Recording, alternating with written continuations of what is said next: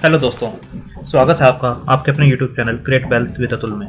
मैं हूं आपका दोस्त अतुल गोयल। आज हम बात करेंगे एक सरकारी कंपनी, गवर्नमेंट कंपनी एमटीएनएल के बारे में। काफ़ी लोग इसके अंदर स्टक हैं, काफ़ी लोग ट्रेड भी करते हैं इसके अंदर और काफ़ी होपफुल रहते हैं और छोटे छोटे मार्जिन्स पे भी काम करते हैं। दोस्तों, इससे पहले हम वीडियो स्टार्ट करें, थोड़ा सा कंस्ट्रक्शन की नॉइस आपको ज़रूर आज आती हुई नज़र आएगी, तो इसको थोड़ा सा इग्नोर कीजिए और वीडियो पे ही फोकस कीजिए। तो एमटीएनएल, जैसे आप सब लोग जानते हैं एमटीएनएल के बारे में, सबने सुना है एमटीएनएल के बारे में, काफ़ी पुरानी कंपनी है और फंडामेंटल किस टाइप के हैं वो हम चेक करेंगे और शेयर प्राइस किस टाइप से चल रहा है वो भी हम चेक करेंगे। एमटीएनएल का इस टाइम जो प्राइस है लाइव मार्केट में, वो आप देख सकते हैं 13.85 के आसपास का है, 2.46% की गिरावट के साथ।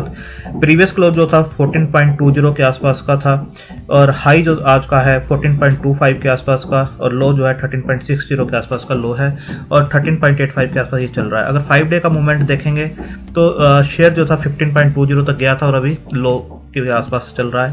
1 मंथ का देखेंगे तो एक नैरो रेंज के अंदर ही काम करता हुआ आपको नजर आएगा। 13 का लो जो बनाया था और हाई ऑलमोस्ट आप यहाँ देख सकते हैं 14.80 15 के आसपास का एक हाई बनाया था, इस रेंज के अंदर ही काम करता हुआ आपको नजर आ रहा है।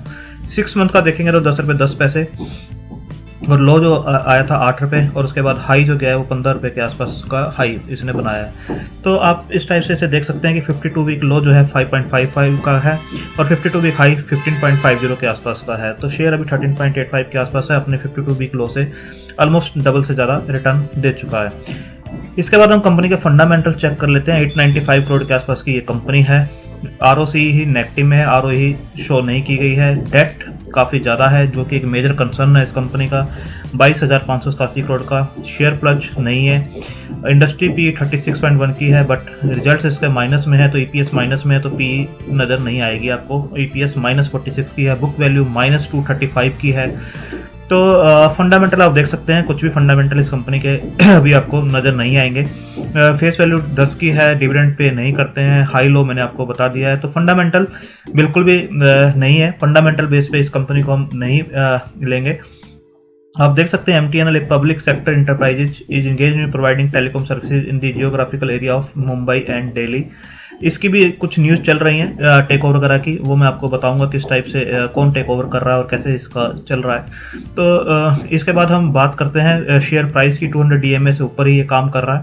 तो 9 रुपये के आसपास का जब शेयर था 22 अक्टूबर को, तो इसने जब क्रॉस किया था 9 रुपये के लेवल को, तो ये उसके ऊपर ही चल रहा है। अगर क्वार्टरली रिजल्ट्स को देखें तो ये आपको ओवरऑल हर क्वार्टर में माइनस में ही दिखाई देंगे। सभी क्वार्टर जो है नेगेटिव है, कुछ भी इसके अंदर पॉजिटिव आपको दिखाई नहीं देगा। अगर कुछ सालों के रिजल्ट्स को देखें, पिछले सालों को कंपेयर करें, तब भी आपको ये सभी ऑलमोस्ट नेगेटिव में ही दिखाई देंगे। आप 2015 के बाद से देखेंगे तो सभी ही नेगेटिव में है। उससे पहले भी नेगेटिव में थे बट एक 2014 का जो क्वार्टर था, ईयर था, उसके अंदर प्लस के जरूर रिजल्ट्स आए थे। अदरवाइज 2010 से ही ये कंपनी जो है माइनस के रिजल्ट्स दिखाई दे रही है और 2014 के ईयर्स को छोड़ दें तो। इसके बाद आप देखेंगे डेट जो थी 14 करोड़ के आसपास की हुआ करती थी 2009 में। उसके बाद से जो डेट बढ़नी स्टार्ट हुई है तो 22,000 करोड़ के आसपास की डेट है इसके ऊपर। सितंबर 2020 में भी, अभी रिसेंट में जो है 22,587 के आसपास की है। ये रिजर्व्स देखेंगे 11,406 के जो हुआ करते थे -15,000 के आसपास के हैं। शेयर कैपिटल 630 के आसपास है और एसेट्स देखेंगे तो 23,499 के जो होते थे 13,000 के रह गए हैं, 13,907 के। तो डेट जो है एक मेजर कंसर्न है इस कंपनी का और जो ये पे नहीं कर पा रहे हैं। अगर आप डेटर डेज को देखेंगे तो वो भी आपको बढ़ते हुए नज़र आ रहे हैं। 141 के आसपास है मार्च 2020 के डेटर डेज जो है वो आप देख सकते हैं 141 के आसपास है। आरओसी को देखेंगे तो आपको ये माइनस में ही नज़र आएगी। 2010 के बाद से लगातार ये माइनस में है, कहीं पर भी कुछ भी पॉजिटिव नज़र नहीं आ रहा है।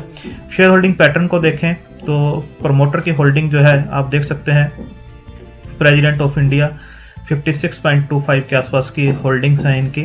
तो एक गवर्नमेंट कंपनी है। डीआईआई देखेंगे 0.35 के आसपास है और एफआईआई 0.35 के आसपास है और डीआईआई की होल्डिंग 14.41 के आसपास है। और उसके अंदर एलआईसी का स्टेक जो है 13.47 के आसपास का एलआईसी का स्टेक है इसके अंदर। बैंक अगर पब्लिक की बात करें तो पब्लिक के पास जो है 28.99% के आसपास की है और कमलेश बी शाह 1.46 के आसपास का है। अदरवाइज जो है 26-23% की जो होल्डिंग है पब्लिक के पास है।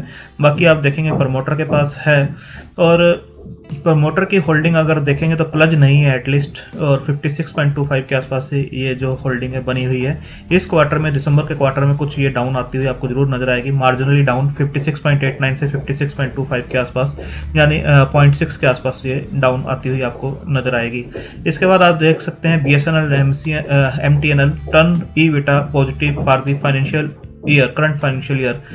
आप ये न्यूज़ देख सकते हैं, रिसेंट की ही न्यूज़ है, 11 जनवरी की न्यूज़ है, और इसके अंदर बताया गया है कि जो लॉसेज हैं पहले से कम हो रहे हैं और ईबिटा जो है वो कहीं ना कहीं कुछ पॉजिटिव होता हुआ नजर आएगा। State own telecom company BSNL MCL had turned EBITDA positive for the first half of current financial year, providing this signal of the faster turn around. कहीं से फास्टर टर्न अराउंड लग रहा है कि जो ईबिटा है वो पॉजिटिव होता हुआ नजर आ रहा है। EBITDA stand for earning before interest, tax, depreciation and amortisations. The first 6 months of the financial year सितंबर 2020 the EBITDA of BSNL was 602, जबकि पहले लॉस में था 3536, और MTNL का जो है ईबिटा 276 दिखाई दे रहा है, जो कि पहले जो लॉस में था 549 के आसपास था FY20 में। तो ये DO2 की तरफ से according to department of telecommunication का डाटा है ये। According to sources, DO2 both the organization expected to reduce their losses by 50% in FY21 when compare to FY20। तो आप देख सकते हैं लॉसेज जो हैं 50% बताया जा रहा है कि कम होते हुए आपको नजर आएंगे।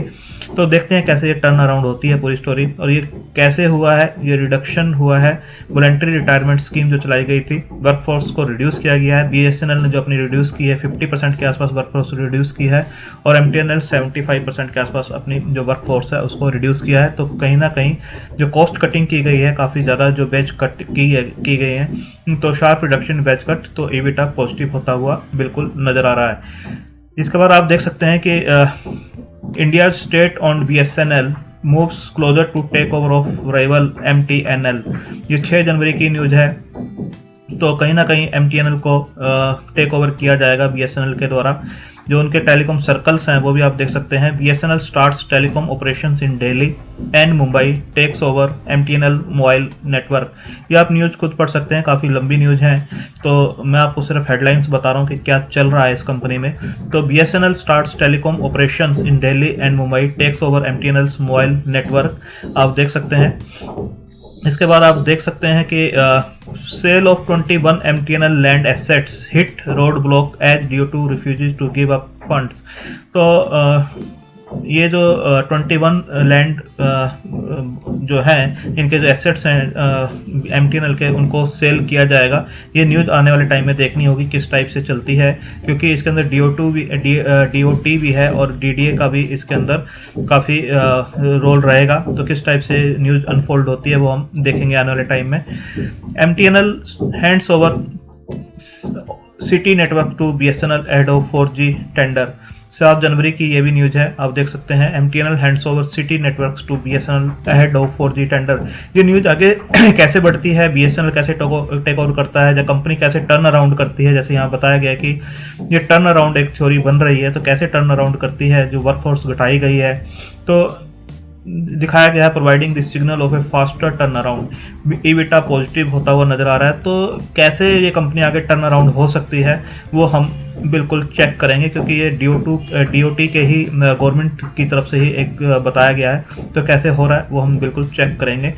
और यहाँ पर आप वनडे का जीरोधा का चार्ट देख सकते हैं, एक चार्ट मैंने लगाया हुआ है यहाँ पर। तो आप देख सकते हैं जो शेयर है एक रेंज के अंदर काम करते हुए आपको दिखाई देगा। अगर हम ट्रेंड लाइंस कुछ ड्रॉ करें इसके ऊपर, तो शेयर आप देखेंगे इस लाइन को रेजिस्टेंस जो फेस कर रहा था 3 बार, देखिए आप इस लाइन के ऊपर ही रेजिस्टेंस फेस कर रहा था, आप यहाँ पर देख सकते हैं रेजिस्टेंस फेस करते हुए।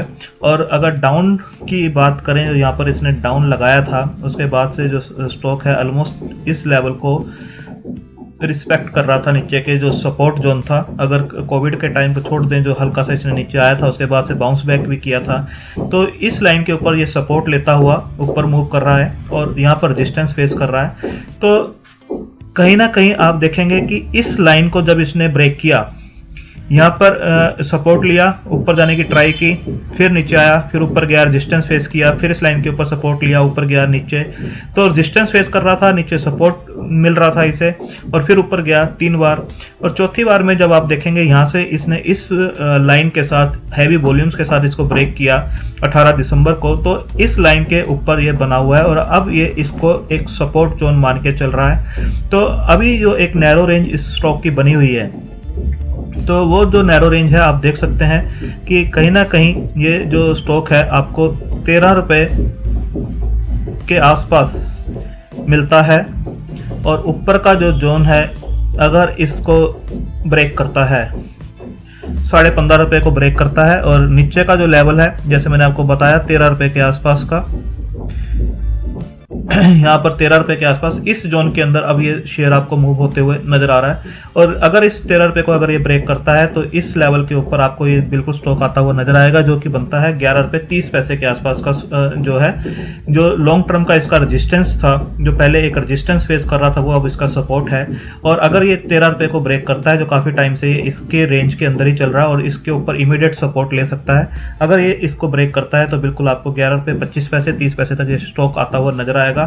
आने वाले टाइम में देखना होगा कि BSNL कैसे इसे टर्न अराउंड करता है, कैसे टेक ओवर करता है, कैसे ईबिटा पॉजिटिव हो रहा है, जैसे बताया जा रहा है कि 50% लॉसेज रह जाएंगे वर्कफोर्स को रिड्यूस करने के बाद, क्या कुछ टर्न अराउंड थ्योरी बनती है, ये आने वाला टाइम बताएगा। कैसे रिजल्ट्स पॉजिटिव आते हैं ये भी आने वाला टाइम बताएगा। जो लैंड पार्सल्स हैं इनके पास, MTNL के पास, उनको कैसे सेल किया जाता है, वहां से कुछ पैसा आता है तो कैसे इनका डेट रिड्यूस होता है, जब कैसे टर्न अराउंड करती है गवर्नमेंट इसे, वो एक देखने वाली बात होगी। तो ये सब फ्यूचर की बातें हैं, बट अगर टेक्निकली देखें अभी फंडामेंटल कुछ भी इसके अच्छे नजर नहीं आते हैं, बट अगर टेक्निकली देखें तो आप इसे 13 रुपए के आसपास अगर स्टॉक आता है तो बिल्कुल आप इसे थोड़ा बहुत ले सकते हैं टेक्निकल पॉइंट ऑफ व्यू से, अपनी रिस्क टेकिंग कैपेसिटी और होल्डिंग कैपेसिटी के हिसाब से, क्योंकि ये काफी लंबे टाइम तक कंसोलिडेट कर सकता है और फ्रस्ट्रेट भी कर सकता है। तो आप अपने फाइनेंशियल एडवाइजर से डिस्कस करके अपनी रिस्क टेकिंग कैपेसिटी के हिसाब से, होल्डिंग कैपेसिटी के हिसाब से इसे कंसीडर कीजिए, क्योंकि एक बाइंग अपॉर्चुनिटी इसके अंदर बन रही है 13 रुपए के आसपास, और अगर इसे ब्रेक करता है तो 11 रुपए का इमीडिएट सपोर्ट बनता है, तो लो साइड इसके अंदर अभी कम नजर आती है।